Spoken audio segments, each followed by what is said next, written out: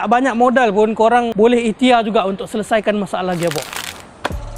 Macam FD kat belakang ni dah ada masalah gearbox. Kalau nak full overhaul gearbox memang betul-betul mahal punya. Kalau nak tukar sebiji gearbox dia pun mahal juga kalau ambil yang half cut. Kalau korang mampu nak buat full overhaul ataupun nak tukar gearbox half cut sebiji, tak ada masalah. Tapi kalau jenis yang tak banyak modal ni, apa solution dia? Jangan risau. Tak banyak modal pun korang boleh ikhtiar juga untuk selesaikan masalah gearbox. Syaratnya korang kena guna transmission treatment. Kat sini aku nak cakap transmission treatment ni tolong pilih yang betul-betul. Jangan main beli je yang harga RM40, RM30. Korang buka bau chemical tak sedap, bau macam bau minyak enjin yang dah lama pakai, bau hangit, bau terbakar, apa semua itulah. Yang itu semua tak bagus. Kalau korang nak selesai daripada masalah gearbox dan juga nak panjangkan jangka hayat gearbox, kita recommend guna transmission treatment RX Autocare. So kalau kata macam model FD kat belakang aku ni, dia dah ada masalah, pagi-pagi je sentap gearbox dia. Kalau dah pagi-pagi sentap tu, elok guna 2 botol sekali terus untuk rawatan awal.